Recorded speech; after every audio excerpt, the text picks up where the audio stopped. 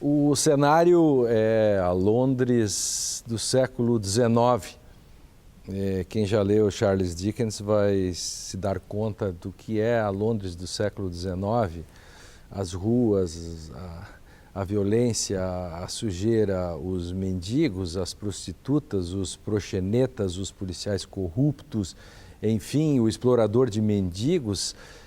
Tudo isso é um cenário magnífico para uma construção militante. Bertolt Brecht, o homem do Círculo de Giz Caucasiano e tantas outras peças importantes, ele nos apresenta a ópera dos Três Vinténs, e que acabou inspirando a ópera do Malandro, do Chico Buarque, isto para dizer o mínimo. Para discutir esta bela peça, estão conosco o Edson Vieira da Silva Filho, que é doutor em Direito e professor do programa da Faculdade de Direito Sul de Minas, lá de Pouso Alegre, e a Carolina Valada Becker, que é mestranda em Letras pela PUC e bolsista do CNPq. Brecht é um autor importante e essa ópera dos Três Vinténs a gente faz em homenagem esse programa. Outro dia eu estava num restaurante, numa churrascaria que eu vou todos os domingos quase, e o garçom que assiste o programa, que nos deixa todos muito lisonjeados, falava de por que não fazíamos um programa sobre Brecht ou, além do Círculo de Giz, um outro. E o André, o nosso produtor, estava comigo, e aí me lembrou mais tarde que poderíamos fazer a ópera dos Três Vinténs. E, bom, acho que escolhemos bem, né, Carolina? Em homenagem ao nosso querido Jackson, me lembrei agora do nome dele, que nos serve lá na churrascaria. Diga. Acho que sim. Acho que uma das primeiras coisas que a gente precisa falar sobre o Brecht é a questão do gênero, que é um drama, uma peça feita para ser assistida, mas que foge ao drama burguês, que até então nós tínhamos, porque o Brecht queria justamente que seu teatro intervisse na sociedade. E essa intervenção viria a partir de quem a assiste. Então, o estranhamento que muitas das cenas, muitas das temáticas que ele seleciona propõe ao espectador, serve para que esse espectador, posteriormente, vá modificar a sociedade por meio da sua ação. Trata-se de uma peça militante. Edson, ela tem uma história, Brecht tem uma história, tem origens isso, né? Sim. Quando nós começamos a trabalhar com a ópera dos Três Vinténs, nós procuramos ver o que a circundava. E chegamos a John Gay, de 1720, que escreve a Ópera do Mendigo, que tem os personagens muito semelhantes, a maioria deles são os mesmos personagens, a história é basicamente a mesma, e Brecht vem e faz a Ópera dos Três Vinténs. Faz também o Romance dos Três Vinténs, que é uma versão mais aberta da Ópera dos Três Vinténs, e nós chegamos até o Chico Buarque hoje. Isso faz com que seja uma obra totalmente atemporal, que passa por Louis Armstrong tocando Mac the Knife e chega ao Moreira da Silva cantando O Malandro. Então nós conseguimos fazer essa crítica social, é uma crítica econômica, e que me impressionou muito o problema do link com o direito. Eu trabalho com criminologia e eu poderia dar quase um curso de criminologia crítica em cima da Ópera do Malandro. Não tenha dúvida, sem dúvida. Na Ópera dos Três Vinténs. Da Ópera dos Três Vinténs. Sem dúvida nenhuma, porque ela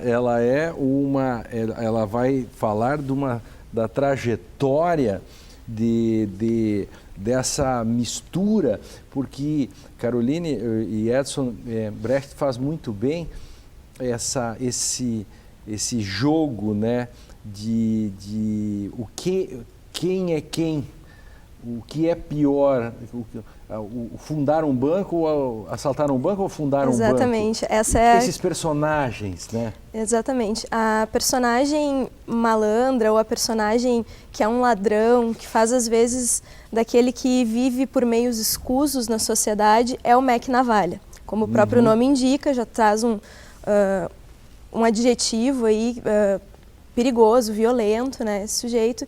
E ele é o contraponto de outra personagem que tem uma família, que é o Sr. Peacham, que na verdade ele é conhecido como o Senhor dos Mendigos. E conte isso aí, Caroline, só para situar, eu sei que o nosso telespectador vai querer comprar o livro, evidentemente, ou até baixar da internet, eu não sei se está à disposição, mas é um sujeito que explora uma multidão, mais de 300 mendigos ou mais de 1000 Exatamente. mendigos. Ele tem uma loja com a qual ele auxilia esses mendigos a poderem emocionar as pessoas. É essa maneira que ele diz, que estamos em tempos difíceis de emocionar as pessoas. Então, os mendigos vão até lá, essa filial que ele tem, e escolhem entre 5 indumentárias básicas, que é um perfil. Ele pode ser um ex-militante de guerra e então não ter um braço, e a partir disso ele pede a esmola.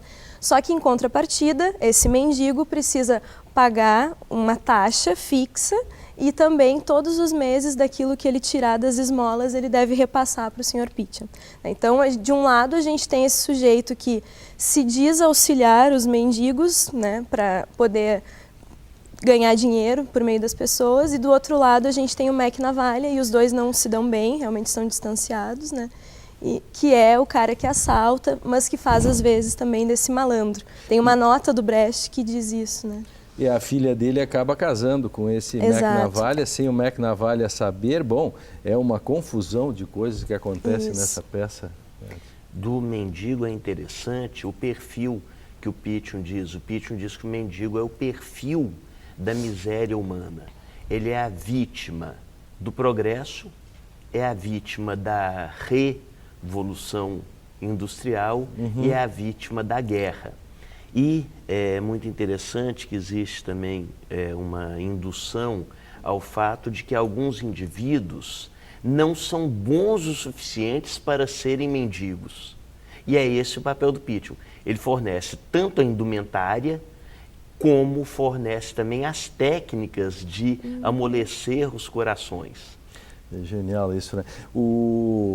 Me lembro assim, né, que eu escrevi isso há muitos anos, que é uma comparação, o pródigo e o mendigo têm relações muito próximas numa sociedade capitalista, né? Porque o pródigo, ele decepciona o sistema e o mendigo denuncia o sistema. Por isso que o pródigo vem a ser uma espécie de lumpen da burguesia. Né? Para usar uma linguagem marxiana, né? O lumpesinato, o pródigo acaba sendo esse lumpesinato, que é inútil para a burguesia, como o lumpen era inútil para a luta de classes, né? Se nós pegarmos Marx, vai dizer que o lumpesinato é um saco de batatas, enfim.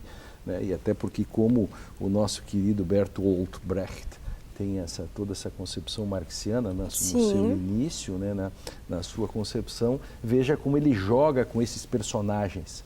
Que não são simplificados, né? Eu acho que essa que é a grande questão.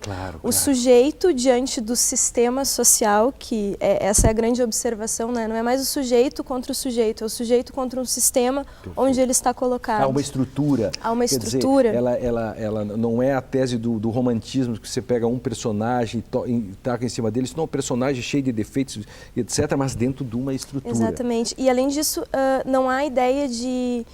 Não exatamente de início, meio e fim, mas uma linearidade ou uma progressão. Isso, na verdade, é eliminado, porque isso tudo está dentro de uma ordem burguesa que é avessa à proposta que nós temos aqui na Ópera dos Três Vinténs. Bingo, né? Exatamente isso. E aí vem toda a discussão importante para um estudo da criminologia crítica, que é a questão da estrutura, né, Edson? Em momento algum eu consegui perceber a ideia do criminoso com alguma raiz etiológica.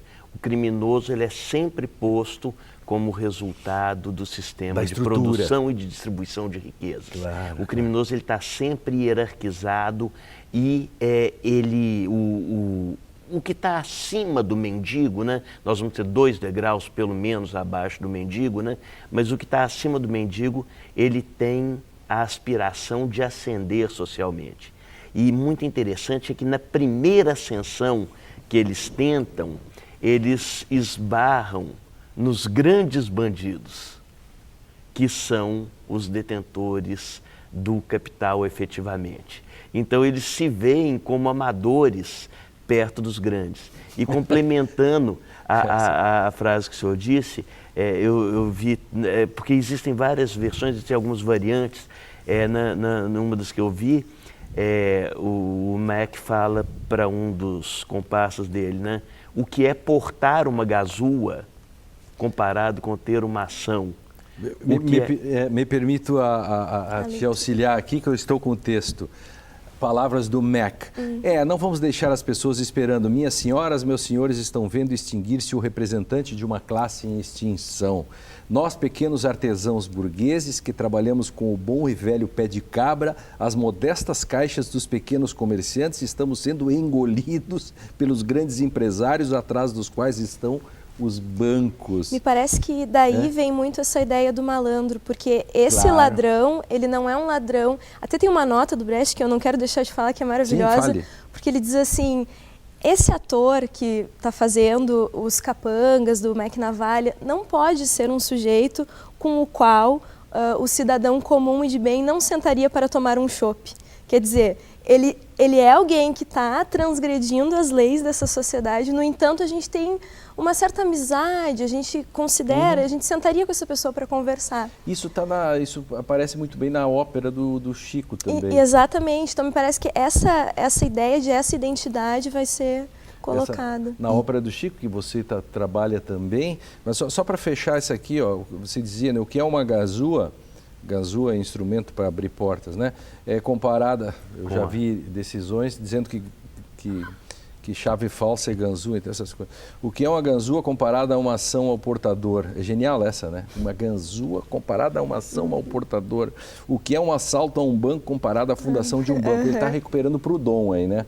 A frase original disso aqui é do Proudhon, né? O Brecht está usando. O que é um assalto a um banco comparado à fundação? O que é um assassinato de um homem comparado com a contratação de um homem? Concidadãos, aqui me despeço de vocês, agradeço por ter vindo. Aí vem toda aquela questão da exploração do comércio, né? Agora, só uma coisa fantástica no problema do aceitar o criminoso, tem uma coisa maravilhosa. Como que o Mac faz, qual é o caminho que ele encontra para ele ser aceito? Ele precisa se apresentar como um bom cidadão burguês. O que vai beatificar a cidadania burguesa dele? O casamento com a filha do Pittman. Claro. O casamento é o que vai torná-lo aceitável, porque ele vai formar uma família burguesa. E quem vai ao casamento dele? Quem vai ao casamento dele? Justamente o xerife da cidade, né, o Sr. Brown, que é o representante da lei, no entanto, que age junto com o amigo, né, o Mac Navalha, porque eles, na juventude, como eles dizem, militaram juntos numa guerra. E um membro do clero também vai lá, né? Exatamente, para consagrar o matrimônio, né? Então você tem os vários segmentos sociais representados. Exato. A força pública, o clero, todos eles mancomunados naquilo que é o processo de degradação e exploração dali. E, salvo engano, Brown vai muito a contragosto. Exatamente. Sim, mas de todo modo vejam que ali está, hoje quando nós vemos assim, né, e daí é o papel da literatura, que ele atravessa o tempo e dá para ler a sociedade, a promiscuidade de autoridades nacionais com o crime organizado, com a patifaria, com o proxenetismo do dinheiro público.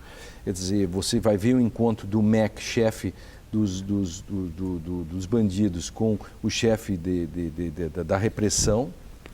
Há uma troca de favores o tempo inteiro entre eles para que esse sistema possa funcionar quem também. É o bom e quem é o mal? Aí entra o Brecht. Exatamente, né? Então essa confusão que se estabelece.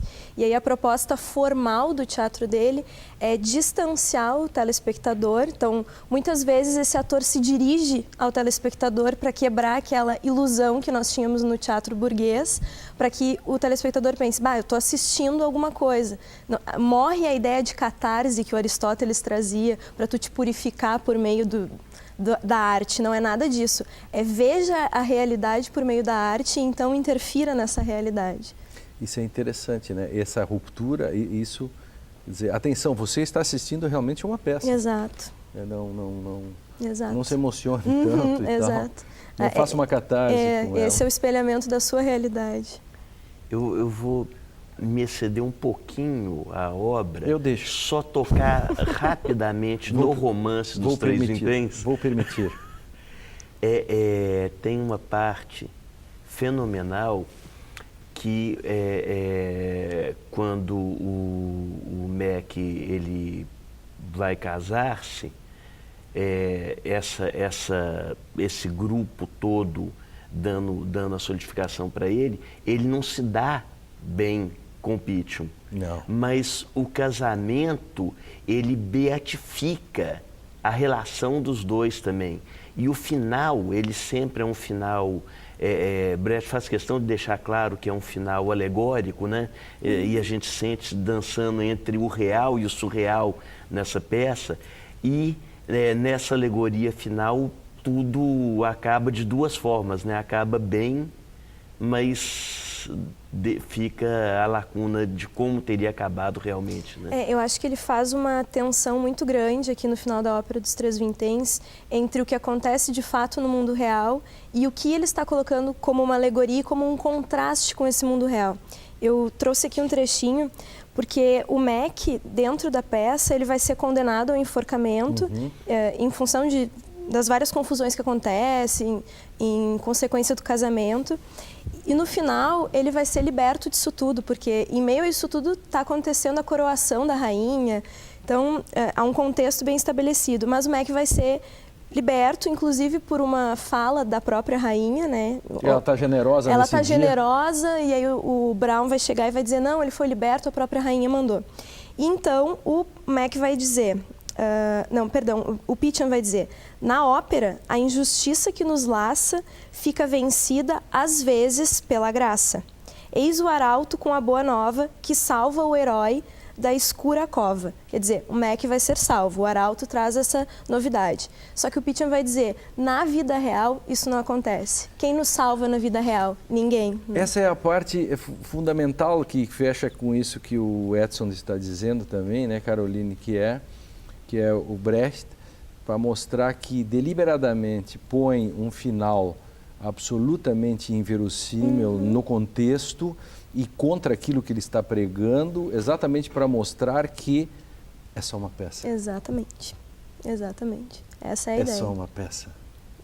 E isso me soa assim, a leitura e a compreensão dessa problemática a todo tempo faz com que você faça uma leitura, dentro da leitura você consegue fazer uma metalinguagem que ali é necessária, que o próprio autor pretendeu fazer isso. E desacomoda o telespectador, né? Como assim? Tudo estava indo em outra direção e agora temos esse final, mas é isso mesmo, é para nos fazer refletir. Assim, quer dizer, vai ser enforcado aí por uma graça de uma pessoa, Celso, por uma graça, ele salva. E vem o happy end, né? É mais do que salva, fica tudo maravilhoso e tudo resolve-se como no E uma passo de crítica a toda a romanceação burguesa do famoso o final feliz. Esse me parece que é uma das coisas muito importantes do Brecht, a crítica que ele vai fazer. Agora, Edson, você que trabalha com criminologia, enfim,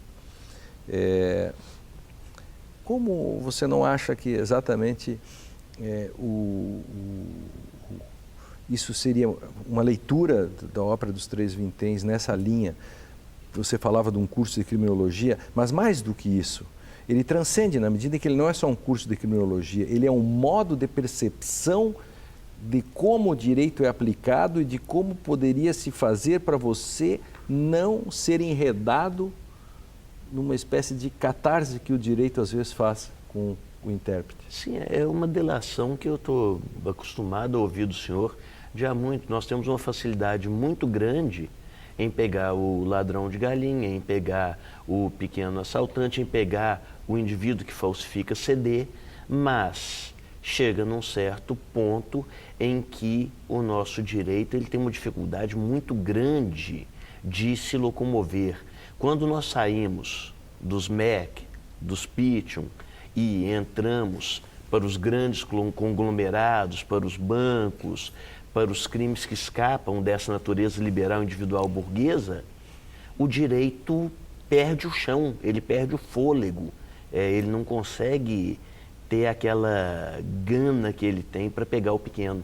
E não precisa nem fazer nenhuma militância para constatar isso, porque qualquer número ou estatística nos demonstra isso. Sim, com certeza. Todo óbvio é ululante, né? Mas esse é o óbvio ululante. Não precisa fazer muito esforço, isso está nas ruas, nós vemos isso, nós vivemos isso. E comparar Caroline e Edson, né? O Edson pode falar sobre isso, hoje o sistema jurídico, vamos pegar o nosso sistema jurídico brasileiro, um furto de galináceos ou furto de CDs ou qualquer coisa, tem um tratamento muito mais duro até, na medida em que não se pode pagar o prejuízo, como na lei de sonegação, Edson. Sim, sim. Sonegação de tributos? Sim. Só explica isso rapidamente, qual é a diferença para o nosso telespectador. O fato é o seguinte, nós pescamos, isso é uma expressão que eu uso há algum tempo, nós pescamos no mesmo barril. Logo, nós tiramos do mesmo barril sempre os mesmos peixes. Claro. Nós conseguimos alcançar com muita facilidade o pequeno ladrão, mas ele não tem nenhum subterfúgio para escapar da punição. Já o sonegador, ele tem... Por exemplo, por exemplo, ele tem a possibilidade, não é o artifício, é a possibilidade legal de se furtar da ação. É exatamente a ideia de que o grande, ele não é tocado. Aí eu vou para o Chico, né? Como os grandes são gentis. Claro. E esqueci de uma passagem muito rápida. Com o grande mal da criminalidade burguesa é nós não acreditarmos nela por ela ser extremamente improvável. Fenomenal. Diga, Caroline. Tem um trecho, um diálogo entre o xerife Brown e o Sr. Pichon, né? Que o Sr. Pichon quer que o Max seja preso em função da sua filha estar casada com ele não querer, é um motivo totalmente egoísta, não tem nada de alteridade, enfim. E nesse diálogo ele insinua para o Sr. Brown, né, para o xerife, que os juristas, o júri, enfim, toda a política é corrupta.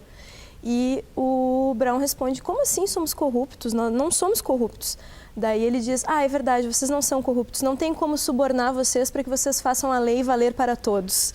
Então eu acho um trecho exemplar, né, para tudo que a gente está dizendo aqui. É impossível subornar os juízes para que eles façam justiça. Isso, exatamente. Então, acho que quando a peça vai chegando ao final, ela vai trazendo essas frases que são bem incisivas, né? As personagens vão dizendo, a partir das suas observações da sociedade, como é que ela funciona. E essa é uma dessas sentenças, né?